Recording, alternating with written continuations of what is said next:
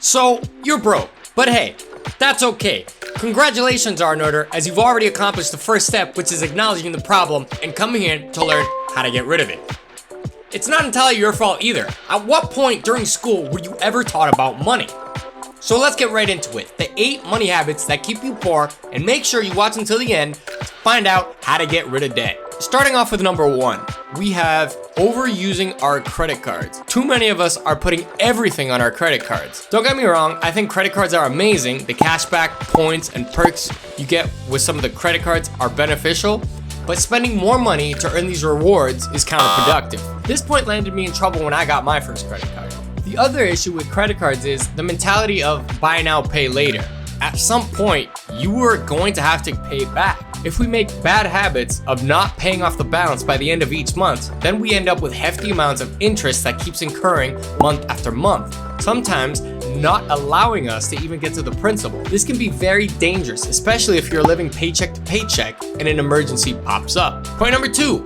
People mix up the use of the word investment. Here's the actual definition of the word investment. An investment is an asset with the goal of generating income or appreciation in the future.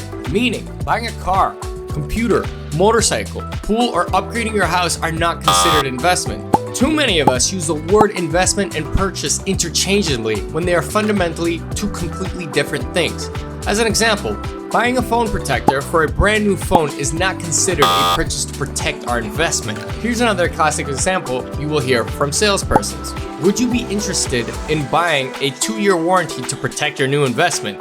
This could be any kind: electronics, cars, big house project, etc. Point number 3, not knowing the difference between assets and liabilities.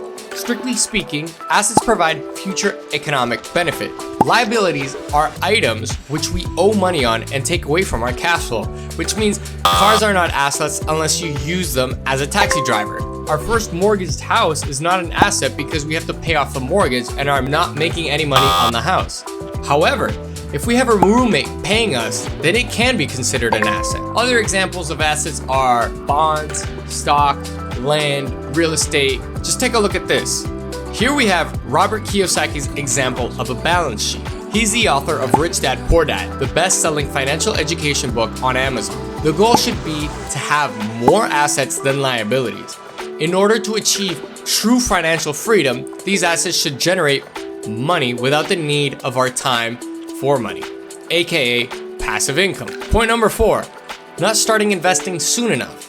Simply put, the longer we take to start investing, the less money we will have. Why is that?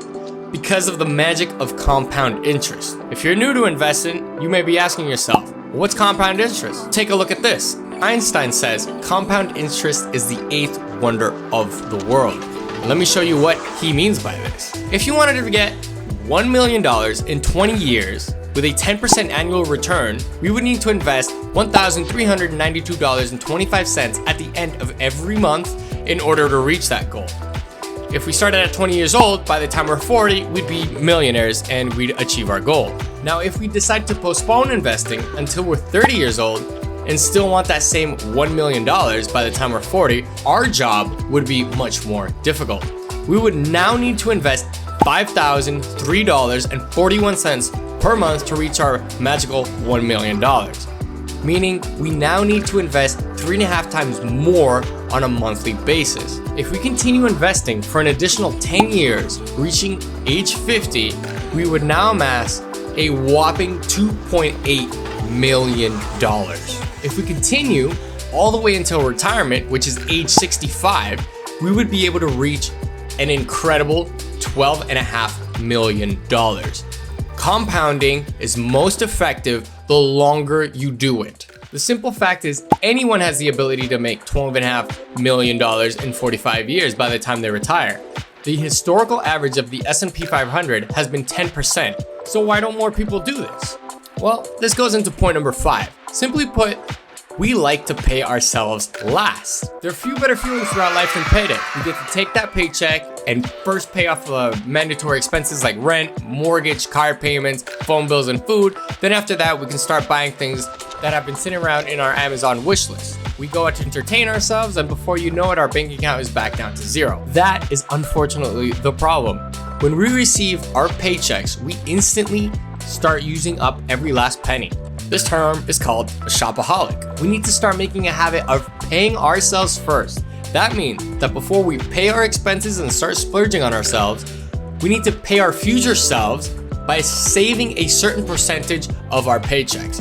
Whether that be 40% or 10%, it doesn't matter. Just as long as you start at some point. This money can be put towards self-learning to earn more money in the future or towards investment. This is how we get ahead in life. Point number 6, trying to impress people or keeping up with expensive friends. Keeping up with expensive friends makes us automatically pay for outings, events, trips, or restaurants that are too expensive for our budget. I've had friends that have gotten a pay raise and the first response is to go out and spend more money on entertainment, regardless if anybody else in the group has received an increase in pay or not. This also ties in with trying to impress people, whether that be going out on dates to places that are way outside of your budget, wearing clothing that are too expensive, upgrading our phones every 2 years, or buying cars that are just really flashy. We all want to be seen and admired. It's a deep human desire to feel important. However, when it comes at the cost of being put into a bad financial situation, it becomes a detriment. When you have a hefty car repair bill on a very expensive Mercedes, the people who admire the car are not going to be the ones covering the repair bill. It will be you and you alone.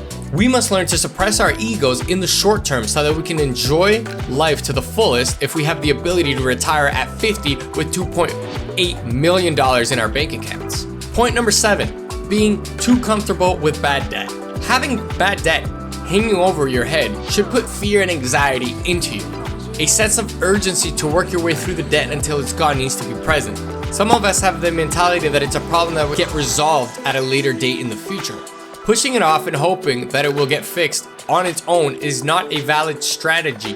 Nowadays, banks offer free financial advice for those that struggle with debt repayments. Last point, number 8, deals with poor financial planning. If you believe yourself to be a disorganized individual, then that disorganization will most likely carry over into your financial plans.